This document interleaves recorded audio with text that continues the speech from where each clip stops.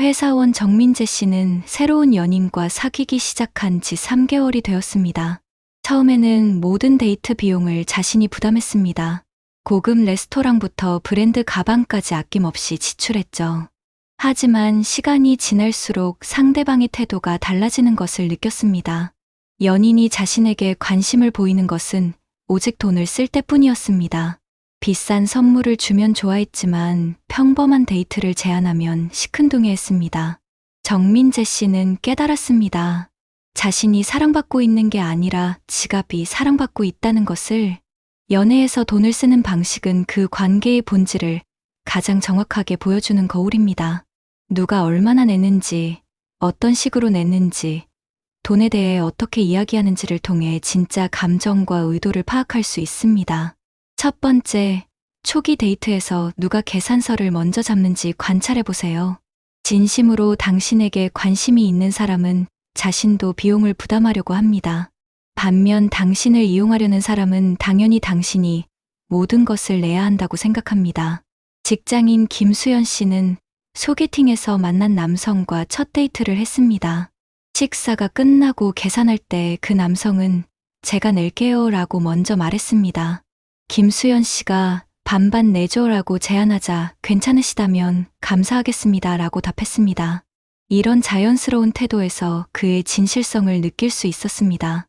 반대로 어떤 사람은 처음부터 끝까지 상대방이 내는 것을 당연하게 여깁니다.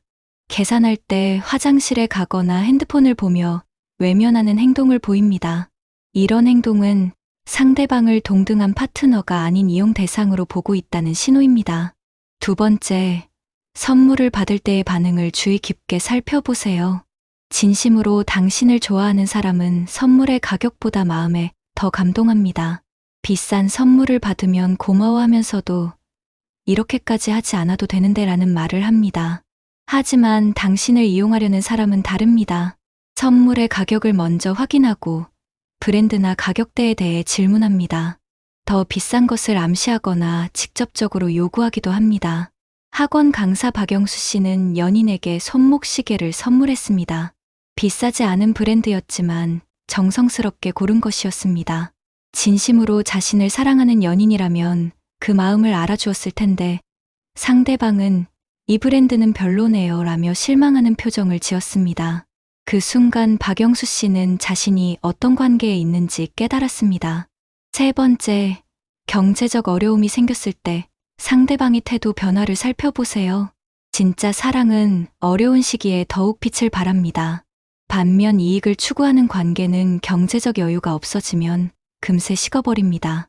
자영업자 이동혁 씨는 사업이 어려워져 평소보다 검소하게 데이트를 할 수밖에 없었습니다. 비싼 레스토랑 대신 집에서 요리를 해주고 명품 선물 대신 직접 만든 것들을 선물했습니다. 진심으로 자신을 사랑하는 연인은 오히려 그의 정성을 더 소중히 여겼습니다. 하지만 이전에 어떤 연인은 요즘 너무 시시해졌다며 불평하기 시작했습니다. 네 번째, 상대방이 자신의 돈을 어떻게 쓰는지도 중요한 신호입니다. 당신과의 관계를 소중히 여기는 사람은 자신의 돈도 당신을 위해 기꺼이 씁니다. 반면 당신을 이용만 하려는 사람은 자신의 돈은 아끼면서 당신의 돈만 쓰려고 합니다. 회사원 최지은 씨는 연인이 자신에게는 항상 비싼 것을 요구하면서도 자신을 위해서는 최소한의 돈만 쓴다는 것을 발견했습니다. 생일 선물로 100만 원짜리 가방을 요구했지만 자신의 생일에는 10,000원짜리 꽃다발만 주었습니다. 이런 불평등한 패턴은 관계의 진실을 명확히 보여주는 신호였습니다. 다섯 번째, 돈에 대해 이야기하는 방식을 들어보세요. 건전한 관계에서는 돈에 대해 자연스럽고 솔직하게 이야기할 수 있습니다. 오늘은 제가 낼게요. 다음에는 제가 계산할게요. 같은 대화가 편안하게 오갑니다. 하지만 문제가 있는 관계에서는 돈 이야기를 할 때 어색함이나 긴장감이 느껴집니다. 상대방이 돈 얘기를 피하거나 불편해하거나 반대로 너무 직접적으로 요구하기도 합니다. 여섯 번째, 데이트 장소를 정할 때의 패턴도 관찰해보세요. 진심인 사람은 함께 즐길 수 있는 장소를 우선 고려합니다. 돈이 많이 드는 곳이라도 정말 의미 있다고 생각하면 제안하지만 경제적 부담을 고려해서 대안도 함께 제시합니다. 반면 이용하려는 사람은 항상 비싼 곳만 가려고 합니다. 미슐랭 레스토랑, 고급 호텔 바, 명품 쇼핑몰 등 돈이 많이 드는 곳만 선호합니다. 그리고 여기 가고 싶어요 라고 말하면서 당연히 상대방이 내야 한다고 생각합니다. 7번째, 특별한 날의 기대치를 확인해 보세요. 생일, 기념일, 발렌타인데이 같은 특별한 날에 대한 기대를 보면 그 사람의 진심을 알 수 있습니다. 진정한 연인은 함께 보내는 시간 자체를 소중히 여깁니다. 선물도 중요하지만 그보다는 서로의 마음과 정성을 더 중요하게 생각합니다. 하지만 이용하는 사람은 특별한 날을 이용해서 더 비싼 선물이나 경험을 요구합니다. 다른 친구들은 생일에 이런 걸 받았는데 라며 비교하거나 압박을 가하기도 합니다. 8번째, 친구들 앞에서의 태도도 중요한 단서입니다. 진심으로 당신을 사랑하는 사람은 친구들 앞에서도 당신을 자랑스럽게 여깁니다. 당신이 돈을 많이 쓰지 않는 상황에서도 당신을 소개하고 함께 시간을 보내려고 합니다. 반면 이용하는 사람은 친구들 앞에서 당신이 자신에게 얼마나 잘해주는지를 과시합니다. 받은 선물이나 갔던 비싼 장소들을 자랑하며 당신을 일종의 트로피처럼 취급합니다. 9번째, 일상적인 소비 패턴에서도 힌트를 얻을 수 있습니다. 진정한 파트너는 데이트뿐만 아니라 일상에서도 균형 잡힌 소비를 합니다. 자신의 경제력에 맞는 생활을 하면서도 상대방과 함께할 때는 적절히 투자합니다. 하지만 문제가 있는 사람은 자신의 일상 소비는 극도로 아끼면서 연인에게만 과도한 지출을 요구합니다. 평소에는 할인 매장에서 쇼핑하면서 데이트 때는 백화점 명품관만 가려고 합니다. 10번째, 경제적 독립성에 대한 태도를 살펴보세요. 건전한 관계의 사람들은 서로의 경제적 독립을 존중합니다. 상대방에게 경제적으로 의존하려고 하지 않고 자신도 기여하려고 노력합니다. 반면 의존적인 사람은 점점 더 많은 경제적 지원을 당연하게 여기기 시작합니다. 처음에는 데이트 비용에서 시작해서 점차 생활비, 쇼핑 비용, 심지어 가족들을 위한 비용까지 요구하게 됩니다. 11번째, 미래에 대한 경제적 계획에서도 진심을 확인할 수 있습니다. 진정으로 미래를 함께 하려는 사람은 공동의 경제적 목표를 이야기합니다. 집을 사거나 여행을 가거나 사업을 시작할 때 함께 계획하고 준비하려고 합니다. 하지만 현재만 이용하려는 사람은 미래의 경제적 계획을 회피합니다. 나중에 생각해보자며 넘어가거나 구체적인 계획 세우기를 싫어합니다. 12번째, 상대방 가족과의 관계에서도 단서를 찾을 수 있습니다. 진심인 사람은 가족 모임에서도 적절한 예의를 지키면서 부담스럽지 않은 선에서 기여합니다. 상대방 가족들에 대한 존중을 보이면서도 자신의 경제력을 과시하려고 하지 않습니다. 반면 이용하려는 사람은 가족을 만날 때도 계산적입니다. 가족들에게 잘 보이기 위해 과도하게 돈을 쓰거나 반대로 가족들로부터 무언가를 얻으려고 시도합니다. 13번째, 갈등이 생겼을 때 돈과 관련된 반응도 중요합니다. 진정한 관계에서는 싸우거나 갈등이 있어도 경제적인 것으로 위협하지 않습니다. 화해의 선물을 강요하거나 돈으로 문제를 해결하려고 하지 않습니다. 하지만 이용하는 사람은 갈등 상황에서 경제적인 카드를 사용합니다. 그럼 지금까지 받은 선물 다 돌려줘 라든가 앞으로는 내가 안 낼 거야 라며 협박합니다. 14번째, 상대방의 경제적 상황 변화에 대한 반응을 살펴보세요. 승진하거나 보너스를 받아서 경제적으로 여유로워졌을 때 진심인 사람은 함께 기뻐해줍니다. 그 돈을 어떻게 쓸지에 대해서도 상대방의 의견을 존중합니다. 하지만 이용하는 사람은 상대방의 경제적 상황 개선을 자신의 기회로 봅니다. 이제 더 좋은 곳에 갈 수 있겠네.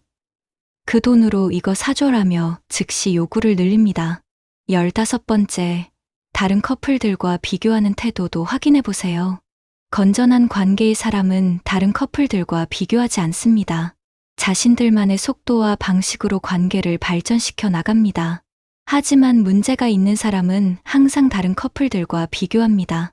내 친구 남친은 이런 걸 해준다는데 저 커플은 저런 데 간다던데 라며 압박을 가합니다. 16번째, 깜짝 선물이나 이벤트에 대한 반응도 중요합니다. 진심인 사람은 작은 선물이라도 마음을 담아 준비합니다. 상대방이 좋아할 만한 것을 생각해서 정성스럽게 선택합니다. 반면 이용하는 사람은 선물을 줄 때도 계산적입니다. 받을 것을 기대하면서 주거나 의무적으로 최소한만 준비합니다. 17번째, 금전적 도움을 요청하는 방식을 관찰하세요. 진정한 파트너는 정말 어려운 상황에서만 도움을 요청합니다. 그리고 요청할 때도 죄송해하며 꼭 갚겠다고 약속합니다. 하지만 이용하는 사람은 사소한 일로도 돈을 요구합니다. 잠깐만 빌려줘. 다음에 갚을게라고 하지만 실제로는 갚을 의도가 없습니다. 18번째, 상대방의 취미나 관심사에 대한 경제적 지원 태도를 보세요. 진심으로 사랑하는 사람은 상대방의 취미나 꿈을 응원합니다. 그것이 돈이 드는 일이라도 가능한 선에서 지원하려고 합니다. 반면 이기적인 사람은 자신과 직접 관련 없는 일에는 돈을 쓰기 싫어합니다. 상대방의 취미나 관심사를 돈 낭비라고 여기면서 자제하라고 압박합니다. 19번째, 공동 계좌나 경제적 통합에 대한 태도도 확인해 보세요. 진정한 관계로 발전하려는 사람은 미래를 위해 함께 돈을 모으려고 합니다. 결혼 자금이나 내 집 마련을 위해 서로 절약하고 계획을 세웁니다. 하지만 현재만 즐기려는 사람은 장기적인 경제 계획을 싫어합니다. 지금 당장 즐기자 하며 저축이나 투자보다는 소비만 강조합니다. 20번째, 경제적 투명성에 대한 태도를 살펴보세요. 건전한 관계에서는 서로의 경제 상황에 대해 어느 정도 솔직합니다. 수입이나 지출에 대해 숨기지 않고 필요할 때는 상의합니다. 하지만 문제가 있는 사람은 자신의 경제 상황은 숨기면서 상대방의 것만 알려고 합니다. 얼마나 버는지, 얼마나 모았는지를 캐내려고 하면서 자신은 대답을 회피합니다. 21번째, 할인이나 절약에 대한 태도도 중요한 신호입니다. 진정한 파트너는 함께 절약하는 것을 부끄러워하지 않습니다. 쿠폰을 쓰거나 할인 매장을 이용하는 것도 자연스럽게 여깁니다. 하지만 허영심이 강한 사람은 체면 때문에 절약을 거부합니다. 그런 곳에서는 못 가. 할인받는 건 창피해라며 불필요한 지출을 강요합니다. 22번째, 상대방의 경제적 실수에 대한 반응을 확인하세요. 진심으로 사랑하는 사람은 상대방이 경제적 실수를 해도 함께 해결하려고 합니다. 비난하기보다는 앞으로 어떻게 할지 건설적으로 논의합니다. 하지만 이용하는 사람은 상대방의 실수를 자신에게 유리하게 이용합니다. 내가 실수했으니까 내가 더 내야지라며 부담을 전가합니다. 23번째, 경제적 성공에 대한 반응도 살펴보세요. 진정한 파트너는 상대방의 경제적 성공을 진심으로 축하합니다. 질투하거나 자신의 것으로 여기지 않고 순수하게 기뻐합니다. 반면 이용하는 사람은 상대방의 성공을 자신의 기회로만 봅니다. 이제 나도 더 좋은 걸 기대할 수 있겠네라며 계산적으로 접근합니다. 24번째, 경제적 교육이나 조언에 대한 태도를 보세요. 건전한 관계에서는 서로 경제적으로 도움이 되는 조언을 주고받습니다. 투자 방법이나 절약 노하우를 나누며 함께 성장하려고 합니다. 하지만 의존적인 사람은 경제적 자립에 대한 조언을 싫어합니다. 스스로 해결하기보다는 계속 도움을 받으려고만 합니다. 25번째, 헤어질 때의 경제적 청산 과정도 중요한 지표입니다. 진정한 관계였다면 헤어질 때도 경제적으로 깔끔하게 정리합니다. 서로 받은 것과 준 것을 공정하게 계산하고 억지를 부리지 않습니다. 하지만 이용 관계였다면 헤어질 때 경제적 문제가 발생합니다. 받기만 하고 돌려주지 않으려 하거나 과도한 보상을 요구합니다. 이 모든 신호들을 종합해보면 관계의 진실이 명확하게 드러납니다. 진정한 사랑은 경제적인 것보다 감정적 유대를 우선시합니다. 돈은 사랑을 표현하는 수단일 뿐 목적이 아닙니다. 반면 이용 관계에서는 경제적 이익이 최우선입니다. 감정은 그 이익을 얻기 위한 수단에 불과합니다. 정민재 씨는 이런 기준들로 자신의 관계를 점검한 후 과감히 정리했습니다. 처음에는 외로웠지만 진정한 사랑을 찾기 위해서는 가짜 관계부터 끝내야 한다는 것을 깨달았습니다. 몇 개월 후 새로운 사람을 만났는데 이번에는 처음부터 달랐습니다. 첫 데이트에서 상대방이 먼저 제가 계산할게요 라고 말했고 정민재 씨가 반반 하죠라고 하자 그럼 다음에는 제가 낼게요 라고 자연스럽게 답했습니다. 작은 선물을 줬을 때도 가격을 묻기보다는 어떻게 이런 걸 생각해냈어요 라며 마음에 감동했습니다. 경제적으로 어려운 시기가 있었을 때도 함께 절약해서 이겨내자며 응원해 주었습니다. 이것이 바로 진정한 관계의 모습입니다. 돈은 관계를 유지하는 도구일 뿐 관계의 목적이 아닙니다. 당신의 관계도 한번 점검해 보세요. 위의 신호들 중 몇 개나 해당되는지 체크해 보시기 바랍니다. 만약 문제 있는 신호들이 대부분이라면 그 관계에 대해 다시 생각해 볼 필요가 있습니다. 진정한 사랑은 경제적 조건과 상관없이 지속됩니다. 어려울 때도 함께하고 좋을 때도 함께 나눌 수 있는 사람이 진짜 파트너입니다. 돈으로 살 수 있는 것은 관심이지 사랑이 아닙니다. 진정한 사랑은 돈과 상관없이 서로를 소중히 여기는 마음에서 시작됩니다. 하지만 이런 구별이 항상 쉬운 것은 아닙니다. 특히 관계 초기에는 상대방의 진심을 파악하기 어렵기 때문입니다. 그렇기 때문에 더욱 세심한 관찰이 필요합니다. 회사원 한미영 씨는 새로운 연인과 만날 때마다 이런 기준들을 적용해 보았습니다. 처음에는 의심하는 것 같아서 마음이 편하지 않았지만 시간이 지나면서 이것이 얼마나 중요한지 깨달았습니다. 어떤 사람들은 처음에는 진심인 것처럼 보이지만 시간이 지나면서 본색이 드러납니다. 반대로 어떤 사람들은 경제적으로 여유가 없어서 소극적으로 보이지만 마음만큼은 진실합니다. 중요한 것은 겉으로 드러나는 모습이 아니라 진정한 의도와 마음가짐입니다. 돈을 많이 쓴다고 해서 반드시 진심인 것은 아니고 돈을 적게 쓴다고 해서 사랑이 적은 것도 아닙니다. 핵심은 상대방이 자신의 능력 범위 내에서 얼마나 정성을 다하는지 그리고 당신을 동등한 파트너로 대하는지입니다. 또한 경제적 가치관의 일치도 중요합니다. 아무리 서로 사랑한다고 해도 돈에 대한 근본적인 생각이 다르면 장기적으로 갈등이 생길 수밖에 없습니다. 어떤 사람은 미래를 위해 절약하는 것을 중요하게 여기고 어떤 사람은 현재의 즐거움에 투자하는 것을 선호합니다. 이런 차이는 서로 이해하고 조율할 수 있지만 기본적인 존중이 없다면 불가능합니다. 결국 연애에서 돈 쓰는 방법을 통해 알 수 있는 것은 단순히 경제력이 아닙니다. 상대방이 당신을 어떻게 생각하는지, 관계를 얼마나 소중히 여기는지, 미래에 대해 어떤 생각을 가지고 있는지를 보여주는 중요한 지표입니다.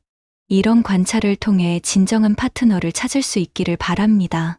외적인 조건에 속지 말고 내면의 진실을 볼 수 있는 지혜를 기르시길 바랍니다.